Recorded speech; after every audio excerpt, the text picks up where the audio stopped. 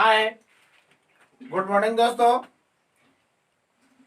पिछले वीडियो में हम लोग केमिस्ट्री का गुण की चर्चा किए थे। अब हम लोग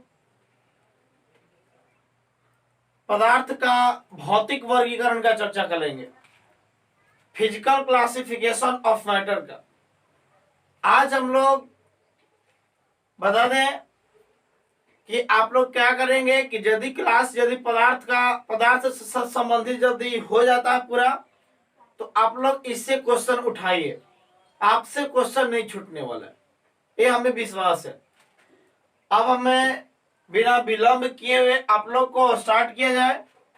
देखिए, सबसे पहली बात हम लोग पदार्थ का भौतिक वर्गीकरण, पदार्थ का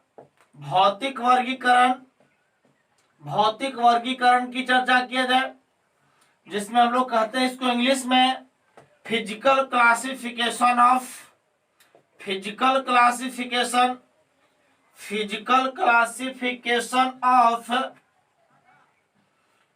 ऑफ मैटर।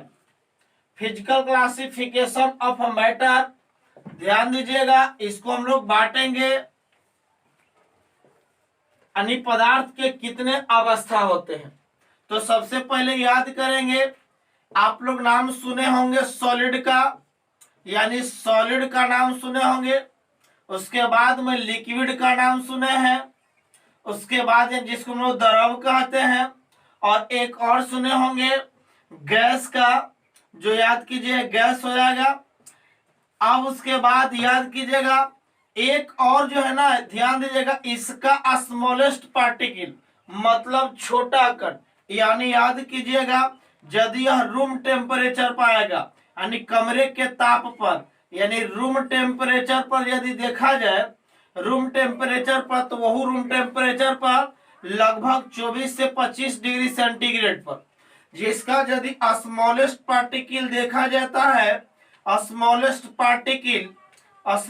पार्टिकल मतलब क्या, यानी छोटा कण, यानी ठोस, द्रव और क्या गैस का छोटा कण जो होगा वह आप लोग का मिलेगा। याद कीजिए, या तो मिलेगा परमाणु या फिर अणु होगा, यानी इसको एटम या फिर क्या मोलेक्यूल कहेंगे, यानी एटम या फिर इसको मोलेक्यूल कहते हैं। अब देखिए, यदि इसका स्मॉलेस्ट पार्टिकल देखते हैं, इसका स्मॉलेस्ट पार्टिकल जब देखिएगा, स्मॉलेस्ट पार्टिकल, तब आप लोग के मिलेगा परमाणु, और अणु का स्मॉलेस्ट पार्टिकल जो होगा वह फर्मियन में मिलेगा। फर्मियन, तो फर्मियन जो होता है ना, याद कीजिए पहले ब्रह्मांड की जो उत्पत्ति हुआ था, ब्रह्मांड की उत्पत्ति के पहले मिला था जी। तो जब ब्रह्मांड की उत्पत्ति जब हुआ था, उसके पहले बताइए कि किस रूप में पदार्थ पाया जाता था, फर्मियंस में, जबकि फर्मियंस का भी छोटा रूप 2 होता है, यानी स्मॉलेस्ट पार्टिकल 2, जो कि आप लोग के बता दे कि एक होगा लेप्टॉन्स होगा, और एक होगा जिसे हम लोग क्वार्क्स कहते हैं। यहीं से लेप्टॉन्स और एक्वार्स, जो कि यहीं से बताएंगे इलेक्ट्रॉन, प्रोटॉन और न्यूट्रॉन का खोज करेंगे। जब यहीं से इलेक्ट्रॉन, प्रोटॉन और न्यूट्रॉन का खोज करवाएंगे, लेकिन पदार्थ के मुख्य रूप से और देखिएगा अवस्था होते हैं। जैसे आप लोग नाम सुने होंगे प्लाज्मा अवस्था, यह याद कीजिएगा, ये रूम टेम्परेचर पर पाया गया, लेकिन ये जो प्लाज्मा अवस्था है यह हाईएस्ट टेम्परेचर पर पाया जाता है। किस टेम्परेचर पर? हाईएस्ट टेम्परेचर पर, यानी समझ सकते हैं कि उच्चतम तापमान पर, यानी उच्च तापमान पर पाए जाने वाले पदार्थ की कौन सी अवस्था है? प्लाज्मा अवस्था है। जबकि एक और याद कीजिएगा, इसका स्मॉलेस्ट पार्टिकल होगा, इसका स्मॉलेस्ट पार्टिकल जो मिलेगा, इसका स्मॉलेस्ट पार्टिकल मिलेगा प्लाज्मा का, यानी सबसे जो छोटा जो कण होगा, यानी स्मॉलेस्ट पार्टिकल जो मिलेगा वह आयंस मिलेगा जी, आयंस होगा। लेकिन एक चीज और याद कीजिए, बोस आइंस्टाइन कंडेंसेट, इसको आगे हम लोग पूरा जब डिटेल करेंगे तो फुल फॉर्म वगैरह सारा चीज लिखवाएंगे। बोस आइंस्टाइन कंडेंसेट, यानी आप देखिए बोस आइंस्टाइन संघनन, ये जो कि याद कीजिएगा यह न्यूनतम तापमान पर पाया जाता है। न्यूनतम तापमान पर पाए जाने वाले पदार्थ की कौन सी अवस्था, बताइए, न्यूनतम तापमान पर पाया जाता है। तो न्यूनतम तापमान पर पाए जाने वाले पदार्थ की कौन सी अवस्था है, बोस आइंस्टाइन कंडेंसेट होती है।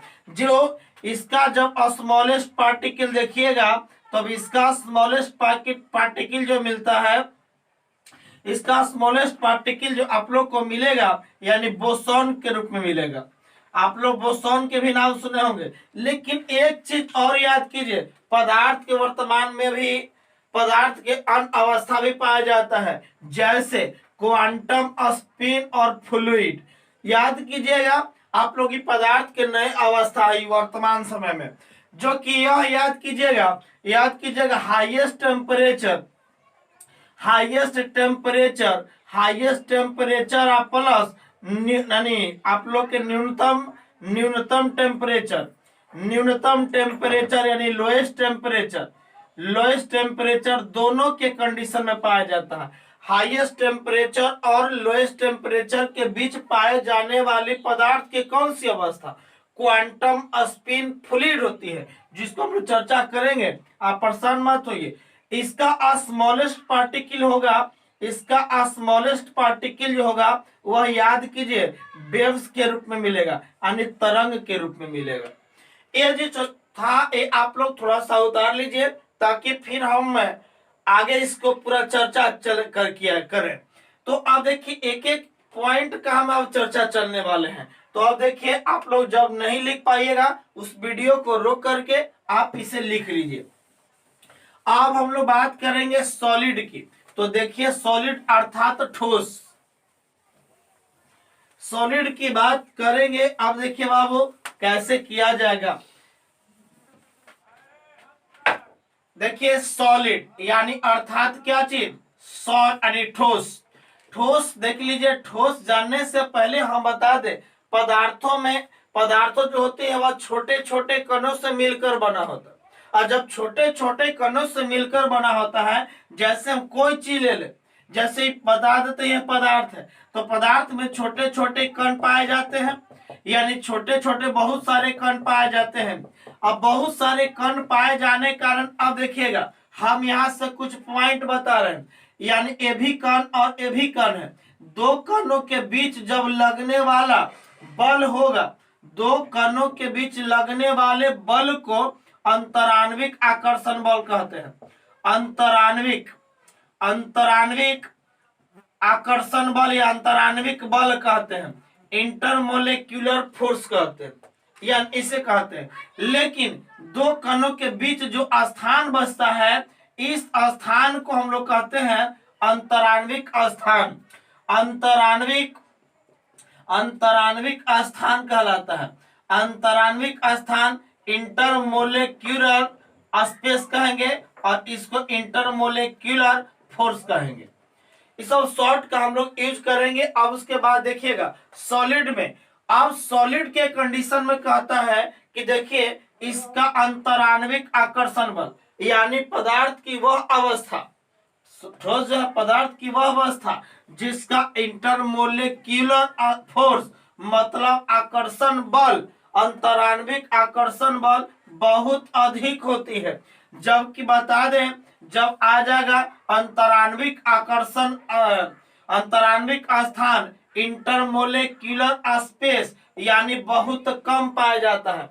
एक चीज और याद कीजिएगा, जिसका अंतराण्विक बल अधिक रहेगा वह गति नहीं करेगा। आप बता दे कि आप बहुत मतलब सुस्त हो गए हैं, तो बताइए आप में ऊर्जा रहेगा तभी तो आप आगे की ओर दौड़ सकते हैं, यानी गति कर सकते हैं। लेकिन बताइए सॉलिड जो होती है इसका जो है ना ऊर्जा बहुत कम होता है जी, इसका ऊर्जा बहुत कम, यानी याद कीजिएगा ऊर्जा बहुत कम, ये बताते हैं, यानी इसका ऊर्जा बहुत कम होता है, बहुत कम होता है। और जब कम होगा तो बताइए गति नहीं करेगा, यानी नगन होगा, यानी इंटरमोलेक्युलर मोशन, यानी नगन होता है, यानी नहीं होता है।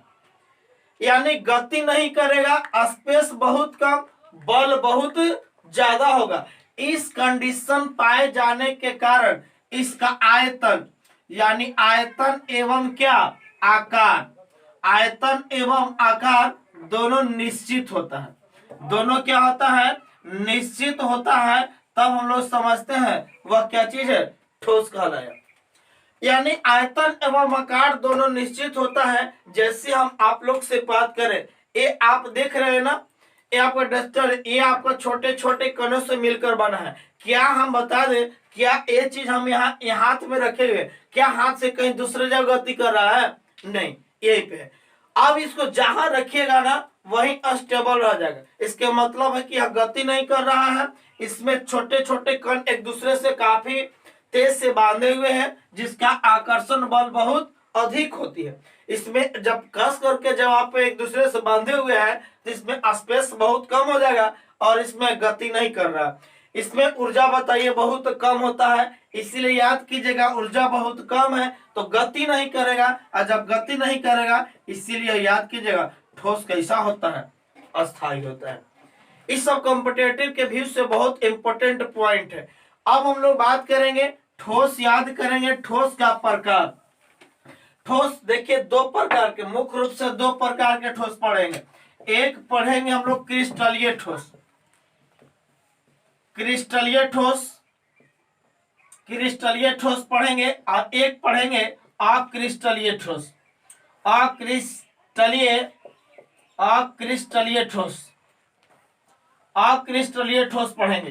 तो क्रिस्टल, यानी इसको हम लोग क्रिस्टलाइन सॉलिड कहते हैं, यानी क्रिस्टलाइन, क्रिस्टलाइन, क्रिस्टलाइन सॉलिड के नाम से जानेंगे इसको। और एक जो आप लोग को एमोर्फस, एमोर्फस, एमोर्फस सॉलिड कहेंगे इसे। तो देखिए अक्रिस्टलीय को याद कीजिएगा क्या कहा जाता है, एमोर्फस। ज्यादा पूछता इंग्लिश में कि एमोर्फस सॉलिड है, तो याद समझ लीजिए कि एमोर्फस मतलब क्या, अक्रिस्टलीय सॉलिड। तो अब देखिए इसमें याद कीजिए, यह एक बता दे कि इसके जो अणु होती है, वैसा ठोस जिसके जो अणु होता है एक निश्चित जालक, निश्चित, निश्चित जालक संरचना के रूप में, जालक संरचना के रूप में पाया जाता है। निश्चित जालक संरचना के रूप में जब पाया जाएगा तो समझ जाइएगा कि वह क्रिस्टलीय सॉलिड कहलाता है। अब जैसे निश्चित जालक संरचना मतलब क्रिस्टल स्ट्रक्चर, लैटिस स्ट्रक्चर। देखिए हम लोग बात करेंगे, ये आपका यूनिट आप लोग क्यूब के रूप में पाया जाएगा। अब देखिए एक कंडीशन आप लोग का है,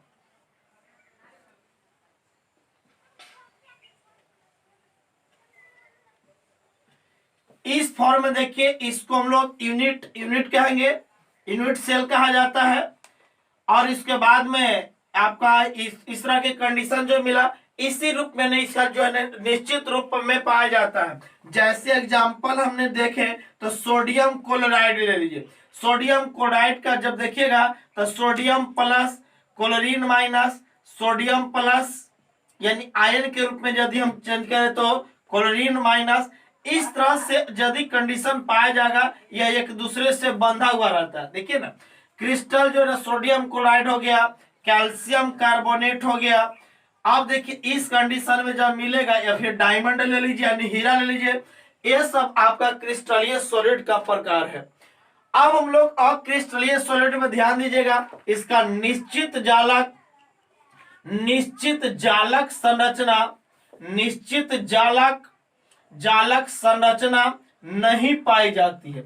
इसके कणों में निश्चित जालक संरचना नहीं पाई जाती है। इसे आसानी से याद कीजिएगा, आसानी से यानी तोड़ा या दबाया जा सकता है, तोड़ा या क्या चीज दबाया जा सकता है। तो हम लोग समझ जाएंगे कि वह कौन सा सॉलिड होगा, अक्रिस्टलीय सॉलिड होगा। जैसे हम एग्जांपल के तौर पर लिया जाए तो बता दे, रबड़ लीजिए, रबड़ को बताइए दबाया जा सकता है कि नहीं, दबाया जा सकता है। और जब दबाया जा सकता है तो बताइए कौन सा सॉलिड, अरे ठोस है, रबड़ ठोस ही है, लेकिन कौन ठोस है, अक्रिस्टलियन एमोर्फस सॉलिड है। याद कीजिए रबड़ जो होती है आइसोप्रीन का बहुलक होता है जी। किसका बहुलक, आइसोप्रीन का बहुलक होता है, जो हम लोग इसको बहुत आगे जब पॉलीमर पढ़ाएंगे तब पूरी तरह से इसको चर्चा करेंगे। उसके बाद में रबड़ ले लीजिए, कांच ले लीजिए। कांच बताइए, कांच को आप तोड़ा जा सकता है कि नहीं? टूटता है, यानी जब तोड़ दीजिएगा, देखिए कह रहे हैं आसानी से तोड़ा या क्या दबाया जाएगा। तो वैसे ठोस को हम लोग कैसा ठोस कहते हैं? अक्रिस्टलीय ठोस के नाम से जानते हैं। तो कांच को भी तोड़ा जाता है, इसका फॉर्मूला हम लिख दे, वो बहुत पूछता है, इसलिए ध्यान से देखिएगा। इसको हम लोग sodium sodium sodium calcium sodium calcium silicate का बना है, सिलिकेट होता है, याद कीजिएगा Na2O CaO और याद आएगा 6SiO2, यानी सोडियम कैल्शियम सिलिकेट का ही है बाबू कांच है, कांच का ही सूत्र है। सोडियम कैल्शियम क्या सिलिकेट का बना होता है। अब बताइए, हम आपसे पूछे प्लास्टिक, क्या प्लास्टिक बताइए सॉलिड है, क्या दबाया जा सकता है कि नहीं? दबाया जा सकता है, यानी कौन सा सॉलिड होगा? अक्रिस्टलीय सॉलिड में आएगा। तो ये जो पॉइंट, इतना जो पॉइंट मिला, ये आप लोग का सॉलिड से संबंधित कुछ बातें थे। अब हम लोग बात करेंगे सॉलिड के बाद, अब हम लोग बात करेंगे, अब देखेंगे यानी द्रव का, यानी अब बात करेंगे लिक्विड। अब हम लोग हेडिंग डालेंगे लिक्विड, जिसको द्रव कहते हैं। यहां तक तो किसी को प्रॉब्लम नहीं है। अब चलेंगे, देखिए ज्यादा आप जैसे मतलब देखिए कोई चीज भी प्राप्त करना है, धैर्य की जरूरत है, यानी धैर्य की जरूरत है। तो अब हमने बात करेंगे धैर्य जरूरी है आप लोगों को, जिसके अंदर यदि धैर्य नहीं रहेगा तो तभी परेशानी है। अब चाहेंगे कि एक ही दिन में सारा चीज मिल जाए, तब तो प्रॉब्लम है ना। आप कमेंट करें, वीडियो देखने के बाद आप कमेंट कीजिए सर की इसी तरह से वीडियो देते रहिए।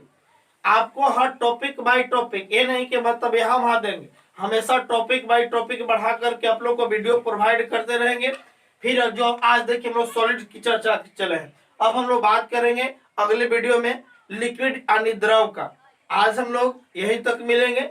अब आप लोग सब्सक्राइब और लाइक जरूर कर दें और दोस्तों के प्रति शेयर कीजिए, वही मेरी पूंजी है जो आप लोग थोड़ा सा हमें हेल्प करना करिए। Thank you very much.